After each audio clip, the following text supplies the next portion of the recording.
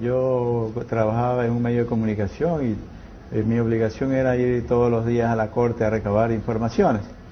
Y en eso empezó el problema de la crisis bancaria y empezaron a llegar a partir del 98 cantidades de documentos de los vicios que se le abrían en esa judicatura a los principales accionistas y responsables de la crisis bancaria.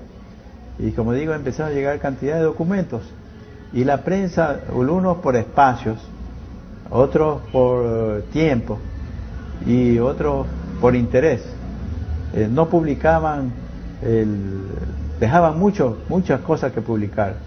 Entonces, como yo era reportero y decía, bueno, esta gran cantidad de información debe del público conocerlo, y se me ocurrió entonces escribir un libro que le llamé El saqueo bancario, y entonces que es un resumen de todos los bancos, quiénes fueron sus principales accionistas o los responsables de la crisis, cómo lo hicieron, cuánto se llevaron aproximadamente. Y entonces es un resumen completo para no olvidar, sobre todo. ¿El caso Filambanco? El caso Filambanco es un caso como lo de los demás bancos. Yo le digo una cosa, que el que impulsó esta crisis bancaria se llama Sixto Durán Ballén, que con el cuento de que el mercado es el que impone el precio y los controles, eliminó la mayor parte de los controles que tenía el sistema financiero nacional y creó pues la nueva ley la nueva ley general del sistema financiero, que supuestamente, entre comillas, iba a ser mejor porque los bancos se autorregulaban, y lo que permitió fue que todos se lleven el dinero, que una mayor parte de los accionistas de la banca se lleve el dinero, y que la superintendencia de bancos además sea el convidado de piedra, los auditores, muchos auditores que todavía deben estar ahí en la superintendencia de bancos, que son los que se hicieron de la vista gorda y omitieron o se silenciaron o le pusieron un paradrapo de oro o un antifaz de oro para no ver ni oír lo que ellos tenían la obligación, y muchos de ellos han de seguir. Sería interesante conocer si esta gente que tenía la obligación, y por eso el Estado les pagaba para controlar a la banca, qué informes emitieron anteriormente. Tengo la información que muchos de los auditores inclusive sí se portaron a la altura, que emitieron los informes sobre irregularidades, pero le daban a su superior, y el superior lo metía en una gaveta o negociaba con los dueños de los bancos que tenían problemas. Entonces, este libro pues es un resumen de cada uno de estas instituciones. Entonces, Filambanco, el principal problema de Filambanco fue que se presentó con problemas, y ocurre que la AGD y el Banco Central le dieron bonos. En lugar de ordenarle el cierre, en lugar de ordenar una intervención inmediata, lo que hicieron fue darles más fondos para que lo sigan desviando. Algunos bonos en una de esas entregas eran de 303 millones de dólares. Imagínense, 303 millones de dólares. ¿A cuenta de qué, pues? ¿A cuenta de qué? Si era como que si una banda de mafiosos se hubiese apoderado de una parte del Estado ecuatoriano, la parte más sensible, la parte que cuida y debe proteger el sistema financiero nacional y sobre todo las finanzas del país. Estaban en el Banco Central, estaban en la Superintendencia de Bancos, estaban en la Procuraduría General del Estado, tenían todos los controles, y entonces el Banco Central le aflojaban los millones que supuestamente que tal banco necesitaba, con el cuento, porque como ellos mismos hicieron la ley, hicieron que cuando un banco tenía problemas, el Banco Central tenía la obligación de entregarle fondos. Y entonces realmente era una locura, y llamémoslo así, una época en que todo este asalto parecía que era legal, porque lo habían hecho legal, pues. Habían reformado la Ley General del Sistema Financiero, como digo, llevado por los diputados estos de que en aquella época hacían mayoría, donde se permitía que usted fundaba un banco con 10 y el Banco Central tenía que darle 100. Era una locura y era dinero del país. Prestaban, el Banco Central les daba el dinero y encima no pagaban. Y venían las famosas, pusieron una ley famosa, la dación en pago, que no es otra cosa que un asalto también al Banco Central. ¿Qué es la dación en pago? Que un banco recibía, por decir, 50 millones de dólares de un préstamo del Banco Central. El banco decía, ¿sabe qué? Al Banco Central no tengo para pagar. Les voy a dar estos bienes. Entonces, si un bien valía 100 o valía 10, los supervaloraban con el visto bueno de los funcionarios del Banco Central, que también deben estar ahí, o se debe investigar quiénes fueron los que firmaron esta dación en pago.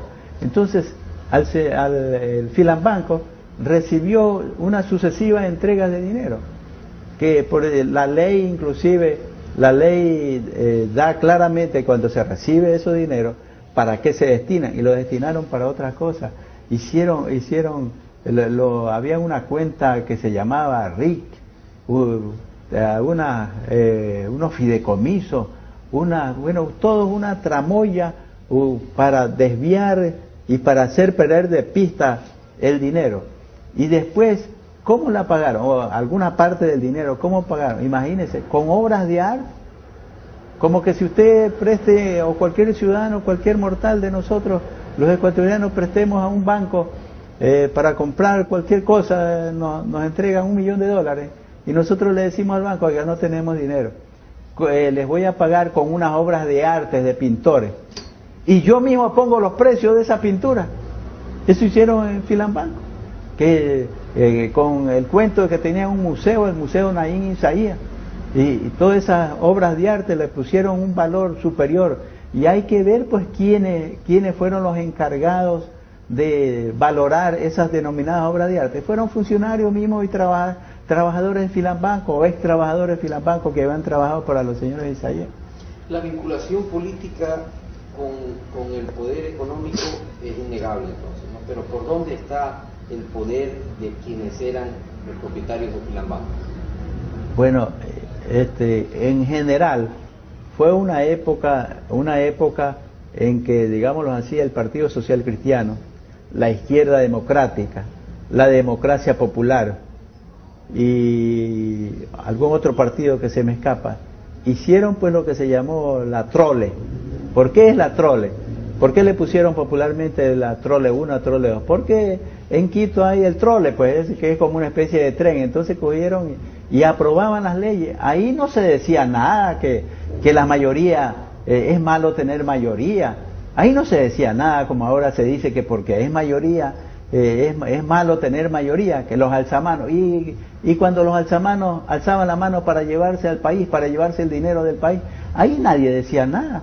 Ahí todo el mundo callaba. ¿Y por qué no se dijo en aquella época lo nefasto que eran esas resoluciones y leyes que aprobaba el Congreso Nacional? ¿Por qué no se decía nada en aquella época? En el año 1998 entra en crisis Filambanco, y aquí en Guayaquil los altos dirigentes del Partido Social Cristiano se reunieron pues ahí en el Hotel Oro Verde para definir con Roberto Isaías y compañía, para definir cómo salvar a Filambanco. Fíjense usted, ¿cómo salvar? ¿Cómo se salva un banco quebrado? La única forma decente es cerrándolo pues, y metiendo preso a sus accionistas que han malversado, que son fondos públicos, porque son del público.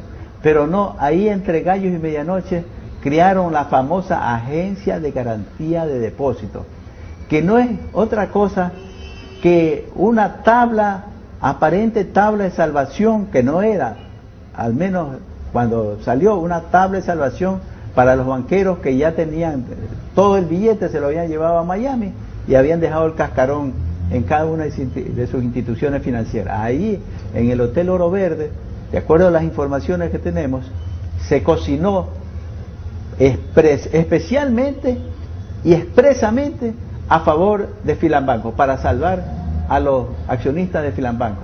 Se creó la Agencia de Garantía de Depósitos. Entre otras, ¿qué decía?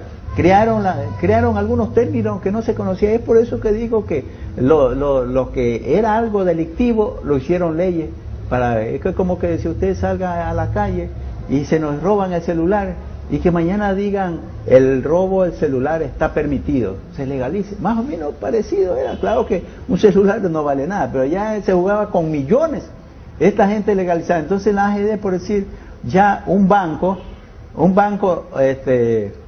no podía entrar, ser intervenido o ser liquidado, sino que primero tenía que pasar por varias etapas, y dentro de esas varias etapas el Estado tenía que darle dinero, el Banco Central tenía que seguirle dando dinero, que saneamiento, que algunos otros términos hasta desconocidos, que el banco entró en saneamiento es para ver cómo está la situación, entonces hay que darle más dinero, sabiendo que los dineros ya no estaban ahí, que estaban quebrados, eso no quebrados, sino se habían llevado fraudulentamente el dinero de los depositantes hacia el exterior.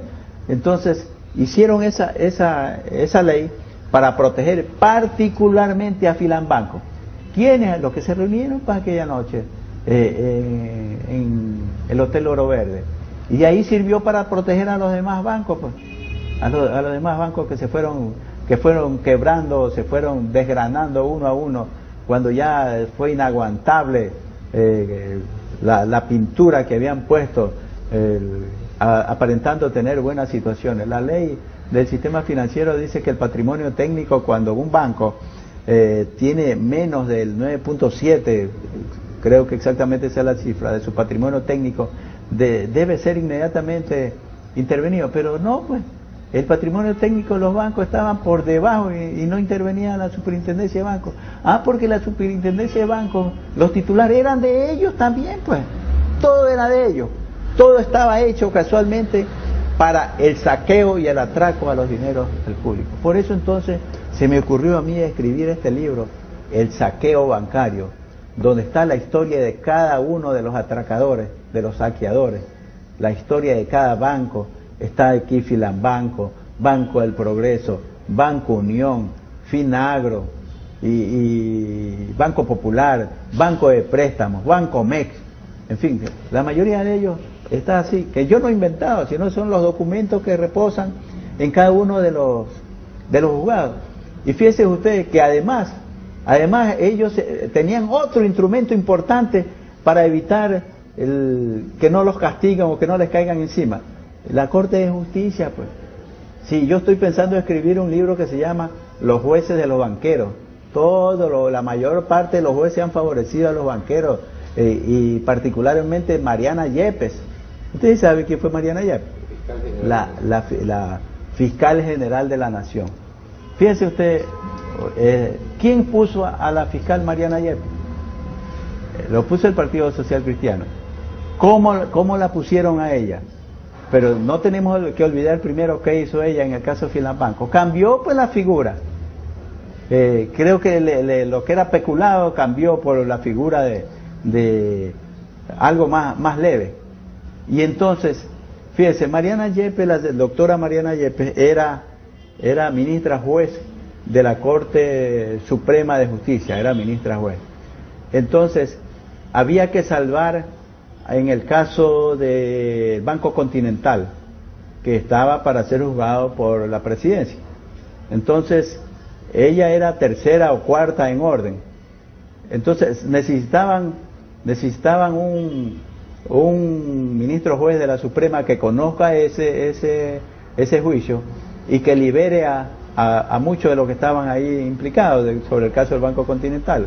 Entonces, ¿quién más? En una sesión íntima, vinculada al Partido Social Cristiano, pues vieron a la doña Mariana Yepes.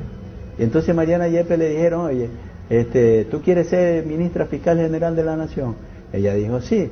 Y entonces dice, ¿cómo? Bueno, mira, vamos a hacer una cosa. Tú vas a conocer el caso del Banco Continental, le liberas a varios y en gratitud te nombramos fiscal general de la Nación y también nos ayudas allá por lo que está sucediendo y va a suceder.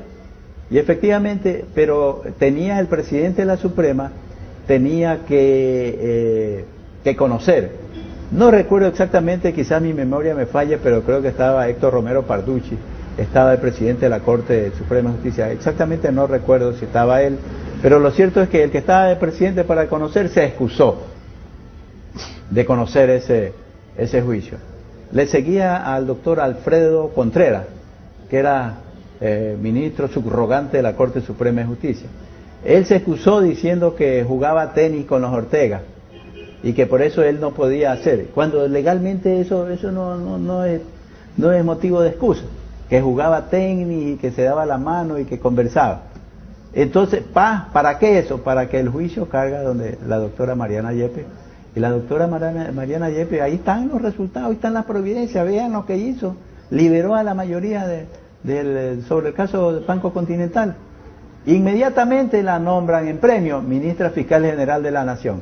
Y como ministra fiscal general de la Nación, vino y cambió la figura de que tenía que juzgar sobre el Banco Continental, sobre el Filambanco, a estos Isaías, a los principales accionistas de Filambanco, le cambió la figura para que no sea sancionado severamente, y además porque en peculado prescribe a los 20 años. Entonces le cambió la figura. Y de ahí favoreció pues un poco de estos banqueros, en los diversos juicios. Ahí están las providencias, ahí están los juicios, y después como este equipo que se había apoderado de la superintendencia de bancos, se había apoderado de la Procuraduría, de la Contraloría, se había apoderado también de la Justicia y también de la Fiscalía, o sea, tenían todo el esquema para la impunidad. Todo el esquema para la impunidad. Y por eso es que hicieron lo que hicieron. ¿Quiénes? Los banqueros tenían todo el esquema y los que controlaban el Estado. Fíjense que el Banco del Pacífico, que también estuvo en esta situación, el Banco del Pacífico, entró en problemas. Y si usted hace un análisis, la mayoría de los que manejaron el sector financiero estatal provenían del Banco del Pacífico. Bruno Leone,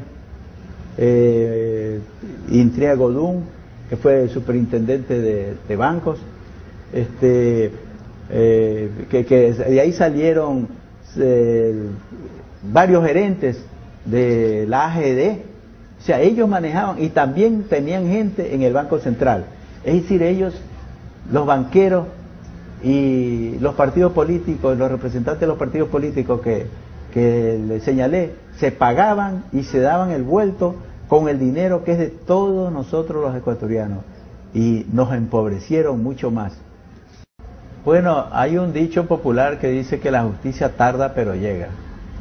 Yo creo que alguna vez la justicia tenía que caerle encima, y no solo a él, pues. Hay el caso, fíjese, el caso del Banco de la Previsora, de los hermanos Guerrero Ferber, que hicieron fusionar casualmente este grupo, ¿cómo le podríamos llamar? Esta pandilla, esta mafia, ¿verdad? Hicieron fusionar la Previsora con Filambanco. ¿Para qué particularmente? Con el objeto de evitar, de dejar rastro en el Banco de la Previsora. Es decir, trataron ellos con esa función, borraron todas las huellas del Banco de la Previsora. ¿Quién era? Bien, cortamos. Borraron todas las huellas del Banco de la Previsora. Así es, con la fusión. Y ahora dicen que Filambanco quebró por la fusión de la Previsora. Mentira, ya estaba fusionado. Y hay que ver, por eso hay que ver los altos funcionarios de Filambanco que iban a ocupar cargos gerenciales en el sistema financiero y de control a nivel nacional. Si eso todo está ahí, todo está a la vista. Cualquier investigador, cualquiera puede indagar. ¿Cómo debemos sentirnos los ecuatorianos con esta acción del gobierno? Bueno, yo creo que la mayor parte de los ecuatorianos ha visto con agrado que finalmente la justicia empieza a llegar y se empiezan a recuperar los bienes que son de los ecuatorianos, el dinero que son de los ecuatorianos. Si Filambanco dice 660 y tantos millones de dólares, yo creo que es más, pues si se hace una investigación. Y los intereses de esos 600 millones, ¿dónde están los intereses? Entonces, y lo que se va a recuperar, esos bienes valen industrias, negocios, alrededor de 200 millones. Y el resto, y eso es vendiéndolo así, pues inmediatamente, o alguien que quiera pagar, y si da menos. Y las hipotecas que tienen cada uno de esos negocios, porque con seguridad tienen deuda externa privada, tienen esos negocios, porque esa es la astucia, ¿no, verdad? Como ya sabían que cualquier momento, cualquier gobierno decente podía caerle encima, entonces ellos vienen y la tramoya, que cogen y piden un crédito en un banco privado exterior, deuda externa privada, y que de pronto ese banco privado es de ellos mismos, como el Banco República, creo que se llama, de Miami, de los Isaías, ¿no? Bien, una parte final, un poco para acentuar esta vinculación de los banqueros con el poder político. ¿En dónde está su máxima expresión en esa época? Bueno, los banqueros financiaban, tal vez así ha quedado evidenciado, con Fernando Aspiaza, que le dio 3 millones de dólares a Yamil Mahuac para la campaña. Entonces, los banqueros corruptos financiaban a los partidos políticos, ¿no, verdad?, para ubicarlos, y luego venía ellos eran empleados de los banqueros. Los banqueros decían bien a su gerente: mira, vaya, usted va de superintendente de banco, al cajero usted va a la Contraloría, al otro va. Entonces, la máxima expresión de ellos, ya le dije al inicio, pues, Partido Social Cristiano, Izquierda Democrática, Democracia Popular, el FRA con cinturita, que no recuerdo el nombre de él ahorita, con Alarcón. Entonces fíjense ustedes que inclusive no les gustaba un presidente y lo tumbaban, solamente porque no es que peligraban sus intereses, sino que lo tumbaban porque simplemente querían seguir mandando. Entonces, todos los ecuatorianos aspiramos a que el país entre ya por una era donde nadie está en contra de los banqueros que cumplen con la ley, que cumplen con el Estado, que cumplen con sus trabajadores, que son apoyo al desarrollo. Nadie está en contra de ellos, pero los banqueros que piensan que los dineros del Estado es de ellos y que el Banco Central tenía que darle dinero, como hicieron todas esas leyes, pues, que préstamos subordinados. Fíjense, al Banco Continental le dieron como ni sé cuánto, creo que como 2 billones de sucres en aquella época en Sucre. 2 billones de sucres, un préstamo jamás entregado a banca alguna. ¿Y fue quién le dio? El Banco Central. ¿Quién le dio? El señor Sixto Durán Ballén. ¿A través de quién? De Ana Lucía Armijo, que ella era superintendente de banco, al servicio de ellos. ¿Quién había sido Ana Lucía Armijo? Presidente de la Asociación de Bancos Privados, alto funcionario de un banco.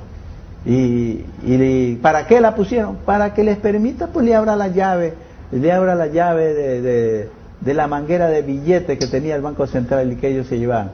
Entonces ponían leyes que el Banco Central les tenía que dar dinero.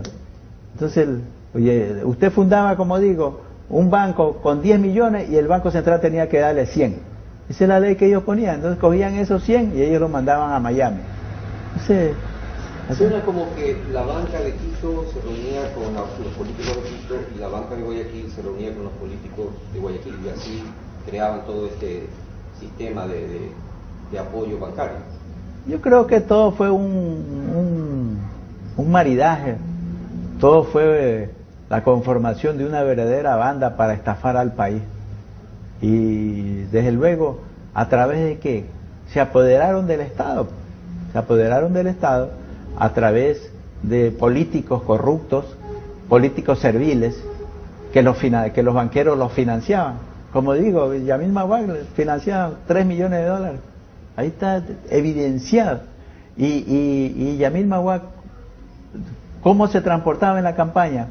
Con un helicóptero o avioneta de Fernando Aspiazo. Inclusive ya Fernando Aspiazo tenía problemas y el señor Maguad andaba en las avionetas del señor Fernando Aspiazo. Entonces, ¿en qué quedamos pues al fin? Y en el momento de la creación de la AGD, esa vinculación del grupo Isaías con el Partido Social Cristiano para ver cuál era el salvataje. Bueno, creo que el Filambanco le proporcionaba, o Filambanco apoyaba al Partido Social Cristiano, y el Partido Social Cristiano los apoyaba a ellos. Si no, todo el mundo sabe, pues en este país, que es un país pequeño, Guayaquil es una ciudad pequeña, todo el mundo sabe que la AGD se creó para proteger a Filambanco, exclusivamente. Y ahí se beneficiaron los demás bancos. Pues. Filambanco era creo que el segundo, el tercero en categoría en el país, pues. Entonces, los pequeños que habían hecho se cobijaron detrás de la AGD. La AGD se creó para favorecer a Filambanco. ¿Quiénes los criaron? Los diputados que eran mayoría en aquella época del Partido Social Cristiano, de Democracia Popular, del PRE y de otros partidos por ahí.